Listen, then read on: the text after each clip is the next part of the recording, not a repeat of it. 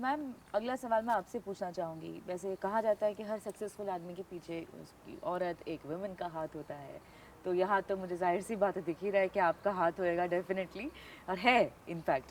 तो मैं ये जानना चाहूँगी, जब ज़्यादातर टाइम सर जब टूरिंग करते थे, ट्रिप्स के लिए, बिजनेस ट्रिप्स के लिए बाहर जाया करते थे, तो आप उस दौरान कैसा फील करती थी, घर बार कैसे संभालती थी? You must be feeling little mentally challenged over that time, emotionally.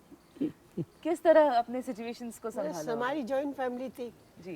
तो सब जॉइंट फैमिली में देखो एक दूसरे के हेल्प तो हो ही जाती है। जी। वो सब एक दूसरे को देख लेते थे।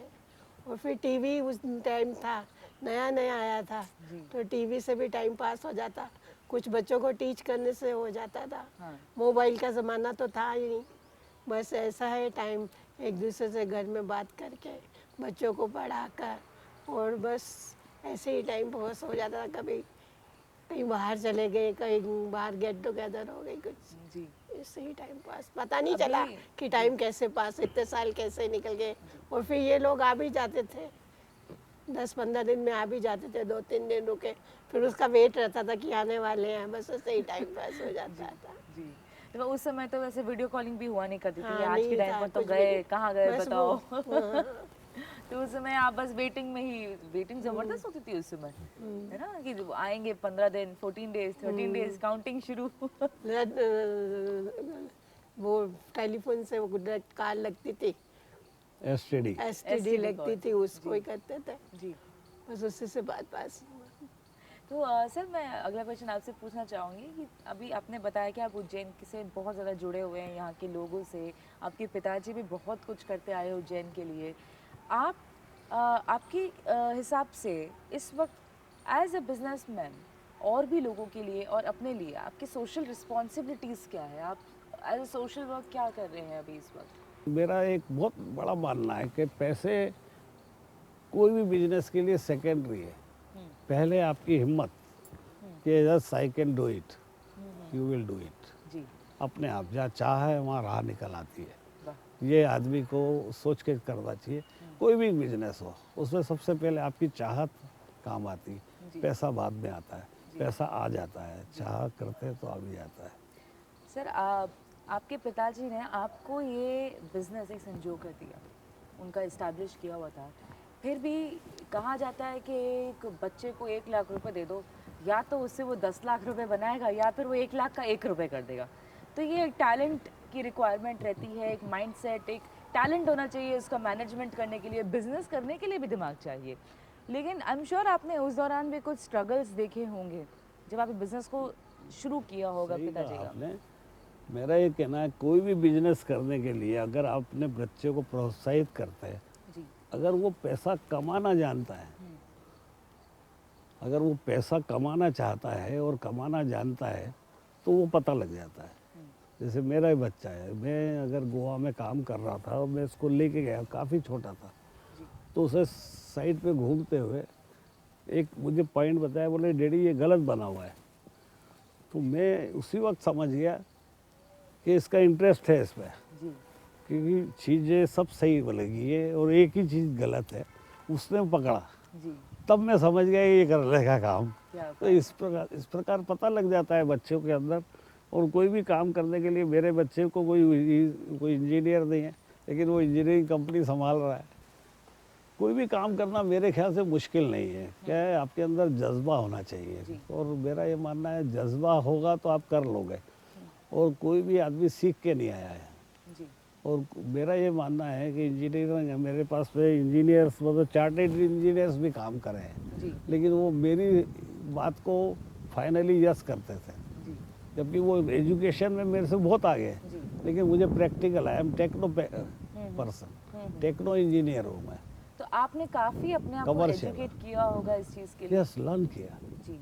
ग्रास रूट्स अच्छा, तो क्या कैसे हुआ। वो लर्निंग अब भी जारी है इस बारे में कि क्या नई नई टेक्नोलॉजीज आ रही हैं? यस, जब मैं कंस्ट्रक्शन की लाइन में था तो अगर 1000 फुट की भी छत है जी। तो मैं नीचे खड़ा रहता था, इतना डर लगता था कि गिर ना जाए। और अभी 1-1 लाख फुट की छतें डालते हैं तो हम देखने भी नहीं जाते हैं, जी। इतना फर्क आ गया है अब। जी। जी।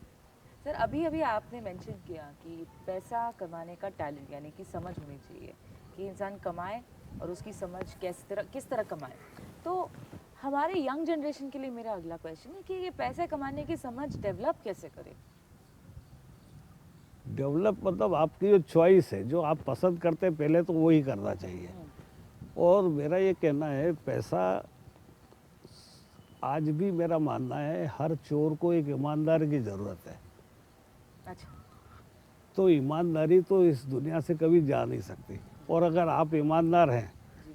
और आपका कंसर्न पूरा ईमानदारी से काम कर रहा है, तो आपको कोई छू नहीं सकता, आप बहुत आगे जाएंगे। जी। क्योंकि आप एक बार एक आदमी को धोखा दे सकते हैं, दोबारा नहीं दे सकते। अगर आप ईमानदारी से कोई भी काम, आपका दिल जो कहे, ईमानदार दिल जरूर कह देता है कि ये गलत है, जी।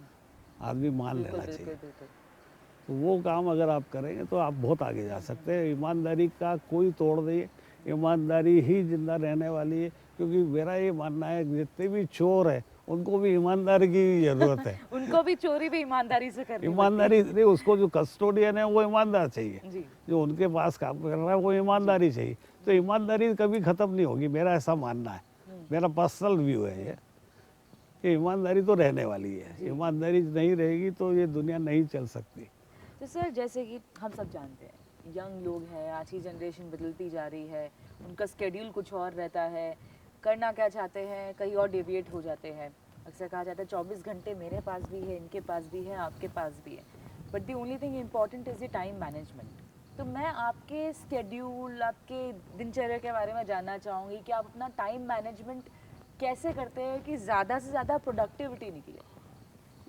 क्या है मैडम कि आपका एक तो पंक्चुअल होना बहुत ज़रूरी है। जी। मुझे आज भी थोड़ा मैं लेट हो गया तो मुझे काफ़ी बुरा लग रहा था, तो मुझे ये पसंद नहीं है। मेरे 11:49 पे हो जाते हैं। मैं बॉम्बे इधर पूरे बड़े बड़े शहरों में बड़े बड़े लोगों से मिला हूँ जिनके पास मेरे लिए सिर्फ 2 मिनट ही या 5 मिनट ही, अगर वही मैंने खो दी है तो मुझे कोई काम नहीं मिलेगा। जी। तो पंक्चुअलिटी बहुत ज़रूरी है और जो आदमी करना चाहे वही करना चाहिए, किसी को फोर्स करने की ज़रूरत नहीं है। This is true, time is money. Time is money, और मनी आती है, मेरा ये कहना है, ईमानदारी से ज़्यादा आती है। तो सर आज भी आपको यंग जनरेशन से कुछ सीखते हैं, अभी हाल ही में आपने क्या कोई नई सीख ली है यंग जनरेशन से? मतलब यंग जनरेशन से मैं यही लेता हूँ कि उनमें जो उत्साह है और जो मतलब कई बातें मैं उनसे सुनता हूँ। जैसे मेरा एक लड़का है, वो बताता है जो मुझे नहीं मालूम है, जो आज चल रहा है। वो बोलता नहीं डैडी ऐसा नहीं है, ऐसा है, आप पुरानी बात कर रहे हो, आजकल ऐसा नहीं है, तो लेटेस्ट ये चल रहा है। तो मैंने ठीक है भाई, लेकिन क्या है कि change is a life, life में चेंजेस तो आते रहते हैं और आते भी, और ये एक्सेप्ट भी करना चाहिए आदमी को, मेरा ऐसा मानना है। अगर चेंजेस नहीं आएंगे तो बढ़ेगी कैसे? जैसे इन्होंने मेरे से शादी करी तो अब ये उज्जैन की पॉपुलेशन 50,000 थी और ये दिल्ली की लड़की यहाँ आके रहेगी कैसे? जी। अभी इसलिए हमारी तो मैंने वो प्रश्न पूछा कि आप दिल्ली से उज्जैन में एडजस्टमेंट कैसे हुई, कैसे यहाँ पर आपने सब चीज़ों को संभाला? यहाँ कच्ची सड़कें थी बेटा, सारी रोडें, डामर रोड भी नहीं था, और रोड पे वो जो लाइट लगती थी तो वो भी कंडेल वाली थी। क्या बात कर? यस, उस यहाँ पर ब्यूटी पार्लर भी नहीं थे और हमको आईब्रो कराने जाना पड़ता था तो हम इंदौर जाते थे। क्या बात कर रहे हाँ, हैं? यहाँ पर तो लेकिन आप तो नेचुरल ब्यूटी, आपको जरूरत ही क्या पार्लर जाने की बार बार? पहले ऐसे ज़माने में यहाँ कुछ भी नहीं था, अच्छा। बस सिर्फ धार्मिक स्थल ही था, कोई होटल नहीं थे, और जो लोग गेस्ट आते थे वो हमारे यहीं रुकते थे। अच्छा। बहुत बढ़िया। ये इन्होंने सही कहा कि उज्जैन में उस टाइम पे रहने के स्थान नहीं थे। तो हमारा जो घर है, एक दिन रात को एक पर्सन आ गए कि ये होटल है। अच्छा। It is true. तो बोले नहीं, ये लाला जी का घर है। किसका? लाला जी का? लाला जी मतलब मेरे फादर को लाला जी अच्छा, कहते अच्छा, थे, लाला अमरनाथ। अच्छा। तो बोले ये लाला जी का घर है, तांगे वाला बोला। बोले नहीं, ये इन्होंने पिछली बार बोला था कि ये होटल है। तो मतलब ऐसे ही थी हालत। जितने भी ये चंद्रा स्वामी, जितने भी रामदेव जी रहे हमारे यहाँ, अरे वाह। और जितने भी साधु संत आते हैं, हम लोग उनकी सेवा करते हैं। तो रहने का बड़ा प्रॉब्लम रहा। अभी तो उज्जैन में होटलों की अंबार लग गई है, करीबन 100 होटलें खुल गई हैं। वो तो यहाँ पे महाकाल के बारे में सब जानते ही अब है। ये शादी का डेस्टिनेशन भी हो गया है। जी उज्जैन में आके लोग पसंद करते हैं, सस्ता भी है, अच्छा भी है। जी, इट्स अ और- beautiful city, I must say. Even I am enjoying when I am here. Thank you. Om ji, जैसे हम जानते हैं कि आप बहुत बिजी रहते हैं, आपका स्केड्यूल बहुत टाइट रहता है, लेकिन फिर भी अपने रिक्रिएशन के लिए आप कुछ अपनी हॉबीज परस्यू करते हैं? हॉबी एक्चुअली बेसिकली तो मैं कॉलेज के टाइम पे ड्रामा मैंने काफ़ी करे। क्या बात कर रहे हैं, आप ड्रामा करते थे? हाँ, अरे वाह। और हम लोगों ने मतलब दिल्ली, बॉम्बे, लखनऊ, ये जो बड़े बड़े नाम हैं, अलका जी, इनके साथ भी मैं रहा हूँ और बड़े बड़े ड्रामा करे हैं और काफ़ी अच्छे स्केल पे। मतलब ये एक शौक़ था और गाना सुनना, गाना, संगीत का प्रेमी हूँ, अरे वाह। तो ये मेरी हॉबी रही है।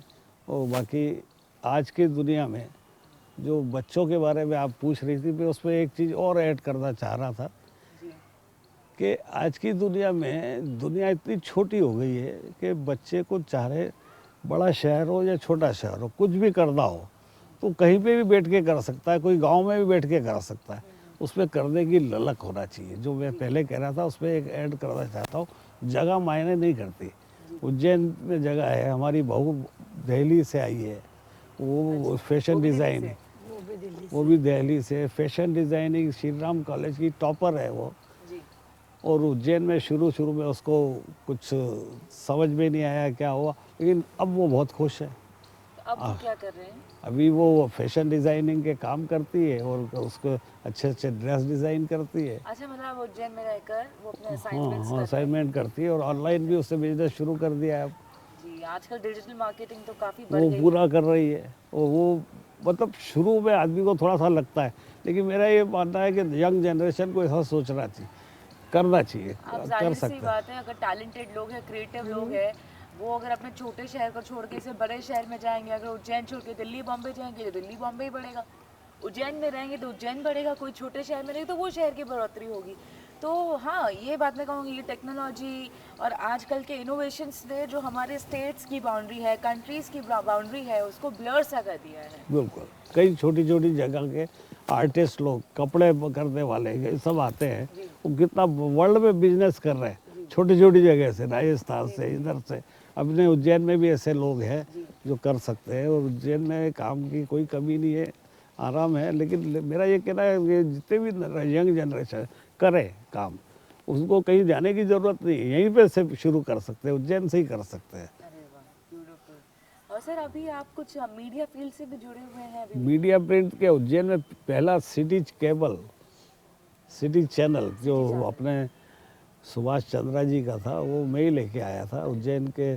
इस बात को 20 साल हो गए तब मैं लाया था और I am the person who got that and we done काफ़ी बड़ा प्रोजेक्ट। और उज्जैन के लिए, एक छोटे शहर के लिए उस टाइम पे ये बहुत बड़ी चीज़ थी कि उज्जैन की खबरें उज्जैन वालों को सुनाना। तो घर घर में बहुत अच्छा देखा था, बहुत अच्छी TRP थी तो उस टाइम पे। अभी तो काफ़ी चैनल है, अभी भी मेरे नाम से 2 चैनल चल रहे हैं यहाँ पर।